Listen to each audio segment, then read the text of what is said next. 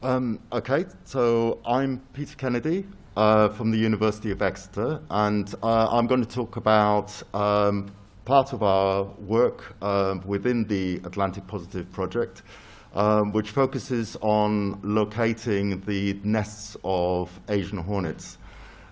We've heard a lot about the various efforts within various countries to log the spread and expansion of the population of Vespa velutina, which is very reliant on the public reporting of nests as and when they are seen.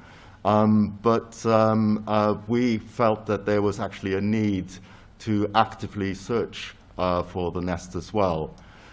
So it's reflecting on the Congress so far.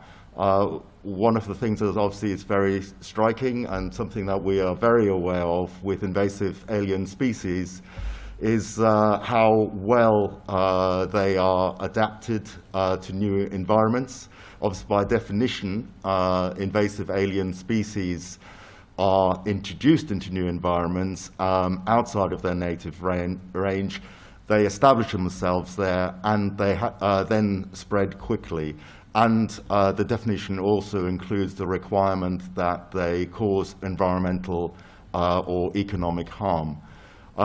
It is very sort of astounding sort of how a species that's moved into a new, for it, an alien environment, then is able to adapt so readily, and even more so than the native species that have obviously been in that location for some time. And this really raises some very intriguing scientific questions. And there have been speculations. We've heard about some of these in the preceding sort of talks about sort of what particular traits it is that makes invasive alien species so successful. So it's the sort of moving into a new environment, removing them from environmental constraints and predators has been sort of proposed. But there are also potentially advantageous life history strategies of the particular species that are successful. So where they are particularly able to have earlier reproduction than native species, higher competitive abilities, better immunocompetence, and also they potentially exploit sort of bet hedging strategies. So all very fascinating stuff. But also we must not forget that Vespa velutina is adapting to its new environment, and with that, potentially able to evolve its own strategies as well, such that redirecting some of efforts, for instance, that it would have been using in defense in its native environment, reallocating that for example, reproduction, making it even more successful. The sort of invasion of an invasive alien species typically follows a sort of a sigmoid curve in terms of population growth and the spread of the new invasive area. So this particular graph here sort of shows where you have an introduction and how then you get a very rapid exponential increase of both the population and both the area that has been invaded, only sort of plateauing off once you reach a point where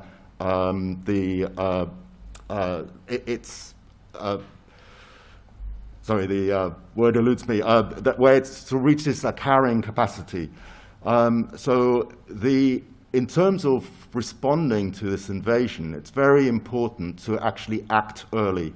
And this has sort of been indicated here, that there's a phase within the population growth where eradication is possible and sort of effective. But that quickly disappears and becomes less likely as the population grows both in size but also in terms of the area that's invaded. And there you will more likely have to focus on containment. Eventually, do unfortunately reach a point where really the eradication and containment is very unlikely, and there the focus then has to be on trying to mitigate the impact of a species that is then unfortunately established in an area. So if one does want to limit population growth, whether that is in terms of eradication or even in terms of containment, one does have to so focus on the reproductive cohorts of our population. So with Vespa velutina, we are effectively talking about managing the fertilized queens, or locating the nests such that one is able to control the nests. Locating the nests, I appreciate, is not as easy as it sounds. Obviously, we have a sort of public sighting sort of recording system, but that doesn't necessarily locate all the nests of an expanding population, particularly once you move into areas which are less populated. But it's very important that one tries to actually limit the population by trying to locate as many nests as possible. Robinair in 2017 sort of estimated that the sort of public sighting sort of recording systems that were in place in France were probably locating about 40% of the nests, leaving obviously 60% of the nests unknown. And also showed that you would, even a doubling of that success would still not contain the population. You'd really sort of have to drastically increase the level of locating nests. So with that in mind, it's useful to look at what techniques are available to locate nests. If we go back to Asia, there's been a long tradition of hunting for hornets, especially with Vespa mandarinia. And this is often because there's an interest in the hornets because it's used in sort of Chinese medicines, but also used throughout Asia as a food source. The process typically involves luring a hornet to a location, ideally with a bait. As the hornet is preoccupied feeding on the bait, you attach a feather or a sort of a lightweight streamer to the hornet. This is to make the hornet a lot more visible as it sort of flies off into the distance, allowing you to follow it for further. But it's important, obviously, to keep that hornet in sight. So you do need to rapidly follow that hornet with the intention of following it to the nest or as close as possible to it.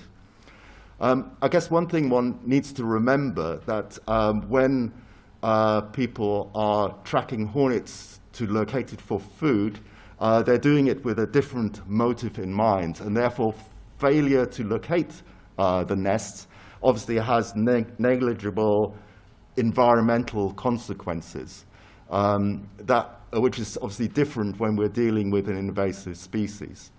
But the same sort of approach is basically what has been used in France, Spain, Portugal, Belgium, and is now also being used in the UK and the Channel Islands. So the method can basically be summarized by, again, sort of attracting hornets to a bait. This could be either a sweet or carbohydrate-based bait or a protein-based bait, which might change with the season as to which is the most appropriate bait to use. A hornet is typically marked to identify an individual. It is allowed to depart, returning to the nest noting the vanishing direction that it takes, and waiting for it to return, and to time the time it takes to return, ideally allowing that to repeat a few times, because typically a hornet becomes more efficient in its traveling, such that you want to look for the shortest time possible to give you an indication of the distance the nest might be away. And obviously with the consistency of vanishing directions, you get a good idea in what direction the nest is from that particular bait station. Where you are then utilizing a number of different bait locations, you can triangulate from these different locations to get an idea where a nest might be located. So on the diagrams here, this was actually one of the nests in 2017 in the UK, in Woolacombe in Devon, where there was an apiary located on the northern side of this map. But there was also hornets seen foraging at a food resource over here. And by looking at the vanishing directions, a limited search area was identified in which later on the nest was located. This was the map of the Gosport nest location, which was in a more urbanized area, but various bait stations were set up in the area, different vanishing directions, pointed to a restricted area, then allowing a more focused a search of that area to highlight the nest location. So the equipment costs involved in this are obviously negligible, but it does require a a significant investment of time by dedicated, ideally experienced volunteers. So this has proven effective in restricted areas, but I guess there is still the question as to what extent this would work and to what extent one would get the engagement with both the stakeholders and the public to be able to expand this to a more sort of regional or national scale. Nevertheless, it is definitely a method that can be utilized. But there's obviously an interest in improving on this by improving both the speed and efficiency of locating Vespa velutina nests. And that's where technology has been brought in.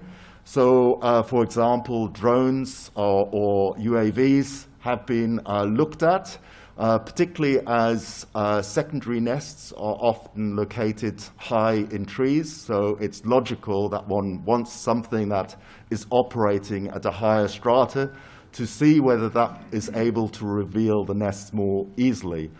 These are often fitted with multispectral or thermal imaging cameras, in the hope that these can visualize the nests in the sort of thick canopy of the trees. But so the effectiveness is variable, and this is partly down to the fact that the nests are very well insulated, such that the thermal signature of the outside of the nest structure is rarely only about a degree or so above the surrounding ambient temperature, making it problematic to locate the nests.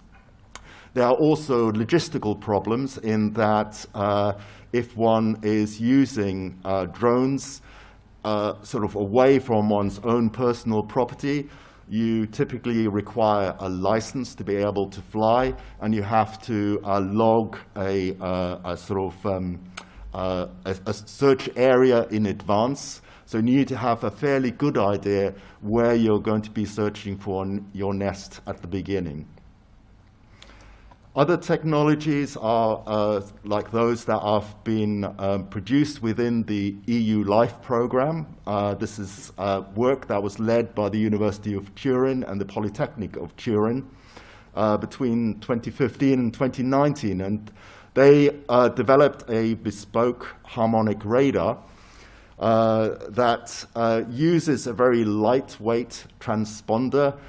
This is the transponder is the sort of metal bit that has been stuck onto the back of a hornet. It's about 15 milligrams, so has very little influence on the flight of the hornet. The work produced initially a sort of a pilot version, but that was later improved in 2018, where the range was then increased. The maximum range was increased from 150 meters to 470 meters, and therefore sort of provided sort of a more realistic sort of options. It does require a trained operator, but the equipment is quite hefty. It is portable, but it's 50 kilograms in weight. So the terrain that where you can move it to, you're often not moving very far away from roads. And the costs are definitely sort of can be quite eye-watering as well involved with this. So to what extent this can be rolled out across the EU probably remains to be seen, but it's maybe somehow doubtful. Radar is very easily absorbed by vegetation, and therefore vegetation can block the signal, which would mean a sort of relocation of the radar to multiple locations to be able to pick up a composite of where the hornets are flying. So in this diagram here, the apiary was over here where the yellow dot is, and the radar had to be relocated, I believe, about over 4 or 5 days, until eventually the nest was located on the other side of this picture. So we were asked to look into what technologies might be used to assist with nest locating. And so we've decided to focus on off-the-shelf equipment, so what is already commercially available, and therefore doesn't have any long sort of development times involved. We were looking for something that was reasonably sort of price efficient, because we realized that to tackle Vespa velutina, this is something that likely would have to be replicated over many locations, so it needed to be affordable. So radio telemetry was the equipment we decided to focus on, which is well established in working with sort of tracking animals. It's obviously typically been used on animals a lot larger than insects, but it is being increasingly used for insects as well. So the lightest tags available are the lightest radio tags available for attachment to an individual that you want to follow are sort of around 0.3 grams in weight. These are typically used for tracking small birds and bats, particularly where you do not want to have any influence on their behavior, on their survival rate. You really want to minimize the weight to typically less than 5% of the body weight of the animal. With an invasive alien species, we don't need to be quite as concerned about that, because our intention is not in studying natural behavior, nor to ensure the long-term survival of the species. In fact, we are trying to locate the nest as quickly as possible to ideally be able to eliminate the nest. So without that constraint, then this actually becomes a potentially feasible technique. The battery life is of these small tags is limited. So from the smallest ones maybe having a 4-day life, but they can stretch to 12 weeks to potentially 12 days to potentially 2 weeks. The range differs depending on, again, on the size of the tag, with the largest tags having the longest range of up to 1.3 kilometers. But otherwise, you're probably talking about more like sort of half a kilometer in an open environment. The operation is straightforward. Obviously, that's easy to say once you've sort of practiced with the technique. It is not something that a novice can just pick up and go with. It does take a little bit of training, but it's a relatively simple process where you receive an audible signal, and the strength of that signal, how loud the signal is, gives you an indication in what direction your animal is likely to be from you. Vegetation has a minimal impact on the detection. You do get some level of signal bounce, but that's actually an advantage, sort of allowing you sometimes to be able to detect a hornet even sort of when it's disappeared around the corner of a valley. Like I said, the equipment costs are sort of more reasonable. So the receivers, there are a variety of receivers available, and it obviously depends on sort of how much you want to spend, but typically sort of between 500 euros to up to 2,000 euros for a receiver. That would be a one-time purchase. You would be using that over and over again. With a beekeeping association could share this sort of amongst their members. You'd need an antenna, which is sort of 160, 165 euros. The priciest thing with the radio telemetry is the radio tags because of their limited life, but I will talk about that a little bit more in a moment. So just to quickly go through the process, you catch a hornet. You want to ideally have a freshly caught hornet, not one that's been held for too long. You can do this at an apiary where they are hawking outside of the entrance. You can use an attractive bait, whether that is a chicken leg or whether you're using a sugar sort of attractant, whether homemade or commercial. So you have a bait station that lures the hornet in, where you just catch the hornet. An important part is to weigh the hornet, because obviously you do need to ensure that the hornet you place the radio tag on is a strong and a candidate that's likely to be able to carry the tag. So here we've done some work that sort of indicates that the good flyers would need the radio tag to be less than 80% of the body weight. But ideally, you're sort of going to be using something around 65% of the body weight. Anything above that, you're running the risk of the hornet not being able to fly. So with a 280 milligram radio tag, you are looking for a hornet that would be over 350 milligrams. So these would be late season hornets that would be able to fly with this type of tag. This is the largest of the radio tags that we were looking at. You prepare your radio tag. You need to tune that particular tag into your receiver.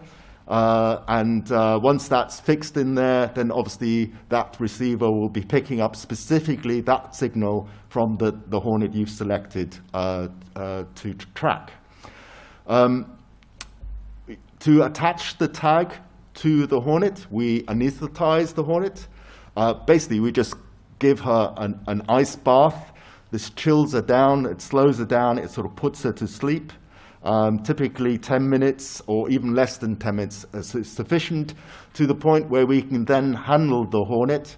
And we typically attach her to what I refer to as a restraining plate, just a piece of perspex that we have cut. There's a design for that in a paper we published in 2018. This is just to help us by restraining her, so as she wakes up, she's not able to fly away, she's not going to be a nuisance to us while we're trying to work with her. We then attach the radio tag by using a thread to basically put around her waist. the tag is attached to that. It's tied on. We typically use a little drop of super glue just to ensure that the knot does not untie. And at that point, the hornet is already awake. And then we, to ensure she has the greatest success in returning to her nest, we will typically feed her. So here with a cotton bud, just some honey is a very useful technique. And then you end up with a hornet that is sort of almost ready to fly. I'm not sure why. Oh, here we go.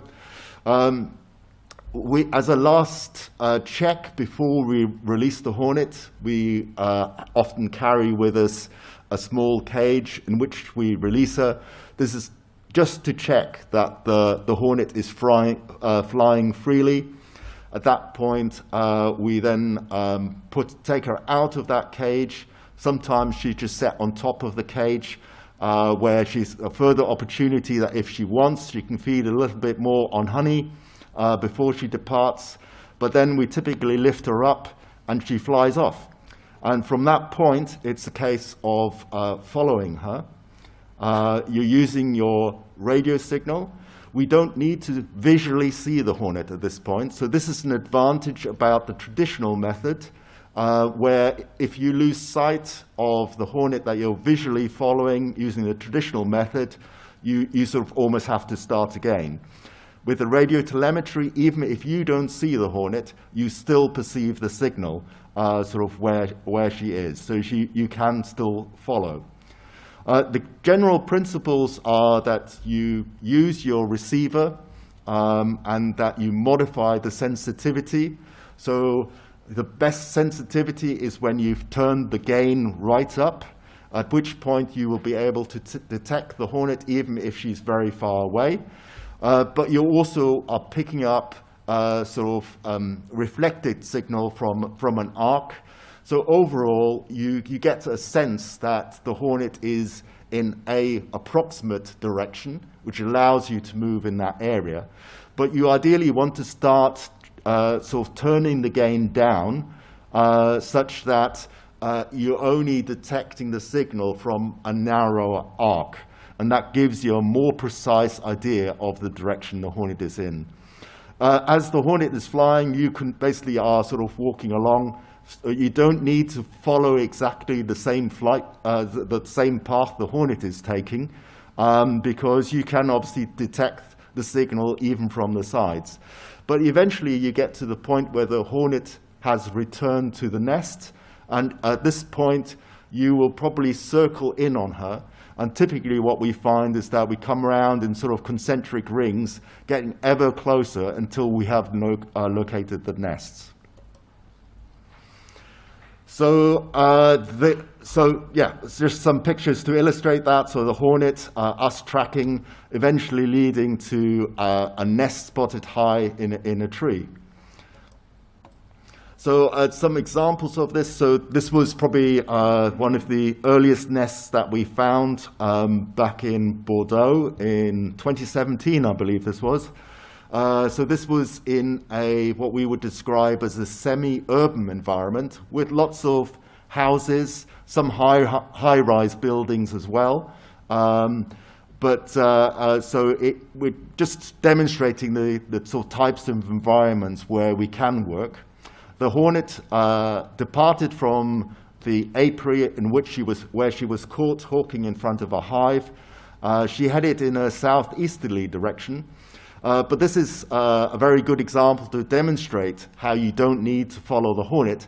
There was a 2-meter wall around this.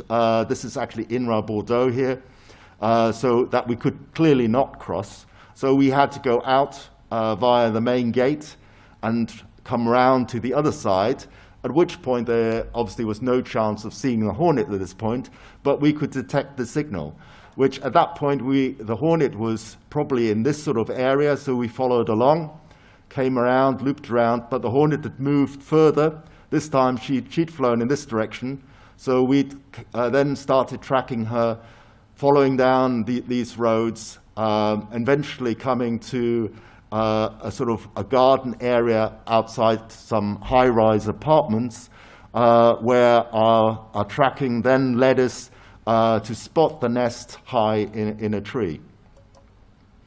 Another example, this time very local to here in Gondomar. So this is us tracking in eucalyptus forest. The hornet was again caught hawking outside an apiary down here. She sort of flew up. Well, initially she stayed fairly local to the apiary.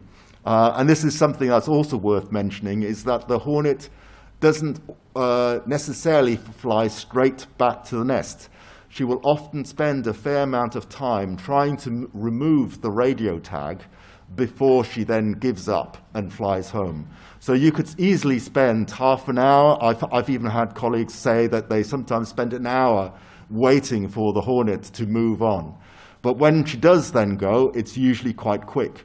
And that's where we then had to follow the various forest tracks moving around. Eventually, we realized that the hornet was below us, but they're sort of to the south of us. But there was a deep canyon we couldn't cross. So trying to find a way, we had to loop around until eventually we found this particular nest right in the top of a conifer in the middle of a eucalyptus forest, but very high up in the tree. On Jersey, this is again another environment, a coastal area where you've got the sort of coastal cliffs where we released the hornet in strong winds in this particular occasion. And I was in fact doubtful to what extent a hornet with such a heavy tag would be able to fly against a strong headwind. But nevertheless, she was able to fly. And sort of dropped down down the sort of coastline here. We couldn't follow the same bit, so we had to find a way until eventually we came to a road that took us down and then led us back to where we found the nest, then high in a sycamore. This particular hornet was actually then found in the nest. When the nest was taken down, she still had the radio tag on her. So the method, we've obviously been slowly developing this, and it's now being utilized by a number of countries and a number of agencies. In the UK, AFA and National Bee Unit have been trained in its technique. At the moment, they're sort of keeping it in their back pocket because they're still having very good success with locating nests using the sort of more traditional visual method. But it's always there, something for them to fall back on, as and when they have a nest that's taken too long to locate with that approach. The Channel Islands have also used it. They also use the traditional method as well, so it's using these as a combination.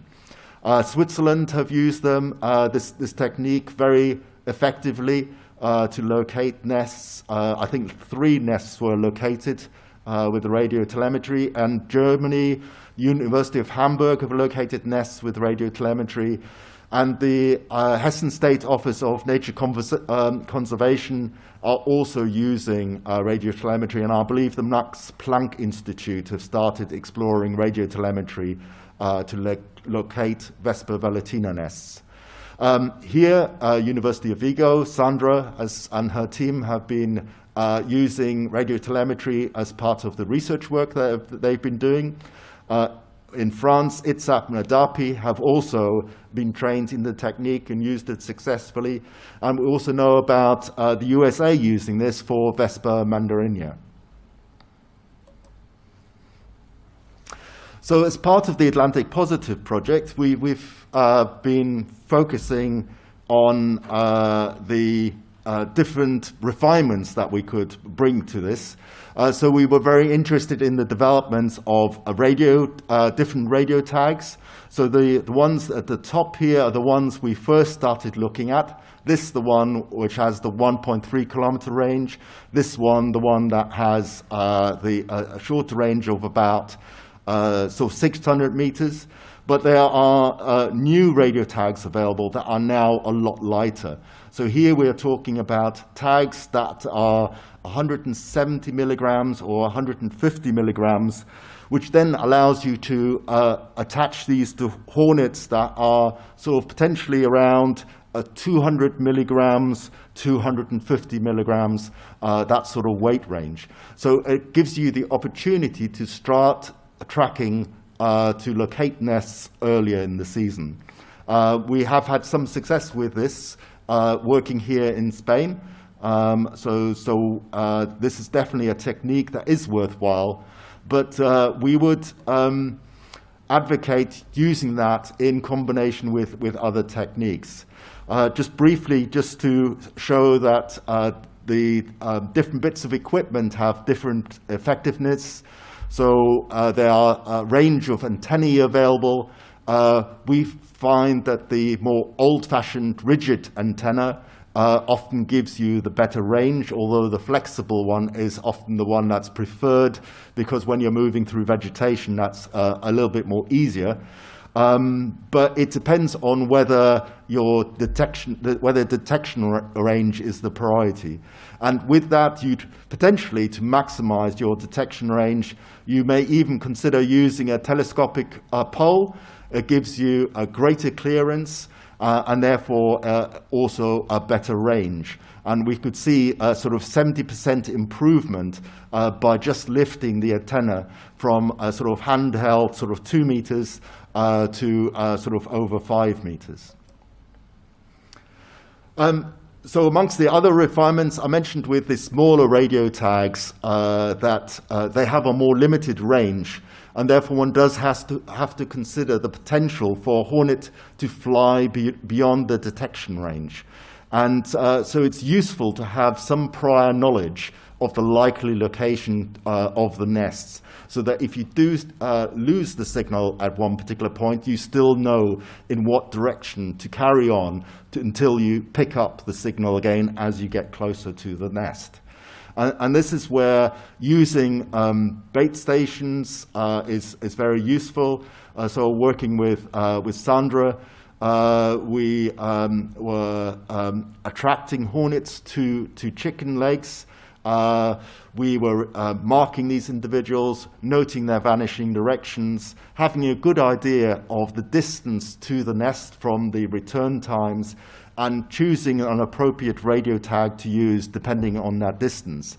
If it was within a reasonable range, say 500 meters of the chicken leg, we'd be tempted to use the smaller radio tag in the knowledge that we would very likely quickly pick up the signal even if we initially lost it, knowing in what direction to go to locate that.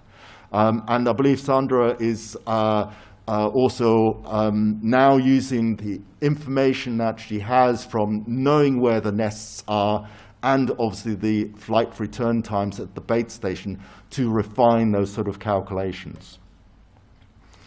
Obviously, an important part of what we want to deliver as part of the Atlantic Positive project in terms of sort of sharing of information across the different countries dealing with Vespa velutina, we feel that there's an opportunity to take the knowledge and experience that we have with radio telemetry and basically put that all together. And so we are providing a detailed training manual, a step-by-step guide, even a series of training videos that will hopefully allow people to replicate these. These are sort of in their sort of final stages of development, and we hope to be able to share this via the Atlantic Positive platform by the end of the year. So just a pretty picture, that a chance photograph taken of a tagged hornet, a little more close up here with the tag and the antenna behind, returning to a nest. This one was in the New Forest in the UK. It'd been slightly damaged by heavy winds just before, but nevertheless illustrating the technique working. And I just want to finish with saying thank you very much to the colleagues that have all helped with the development of the radio telemetry work, but also with our Atlantic Positive partners, where we've obviously had very stimulating discussions and ideas sort of formed. Thank you.